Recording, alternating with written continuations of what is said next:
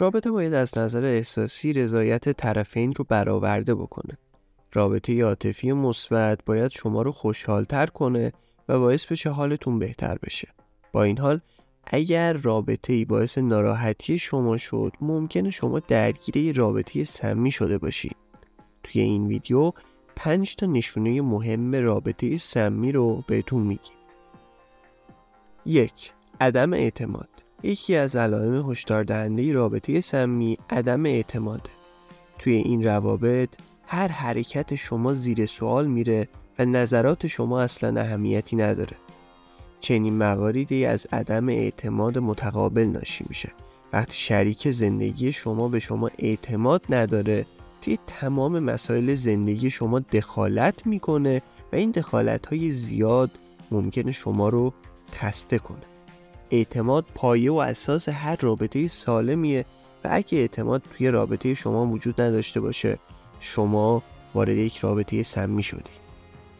شماره 2. بی احترامی کردن. احترام گذاشتن به همدیگه علامت یک رابطه سالمه. با این حال توی روابط سمی متوجه میشید که همسرتون از شما بی دلیل انتقاد میکنه یا به شما توهین میکنه. روابط سمی باعث آسیب به روح و روان شما میشه و حتی ممکنه که احساس کنید برای تحقق بخشیدن به خواستهای خودتون باید تمام انرژی خودتون رو صرف کنید، ولی عملاً این تلاش ها بیفایده است. 3.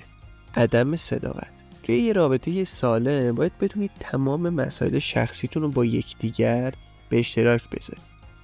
اگر هر کدوم از شما بهونه‌ها و دروغایی برای مخفی نگه داشتن از همدیگه پیدا کنید، پس به همدیگه اعتماد ندارید.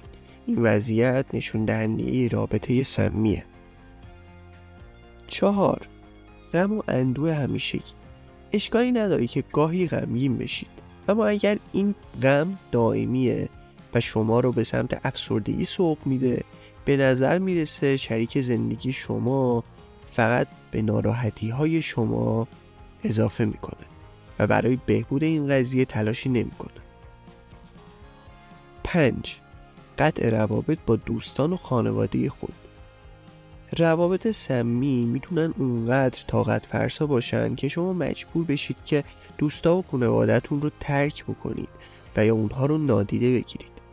اگه برای جلوگیری از درگیری با همسرتون روابط خودتون رو با دوستاتون و خانواده‌تون متوقف کردید، این نشونه یه رابطه سمی.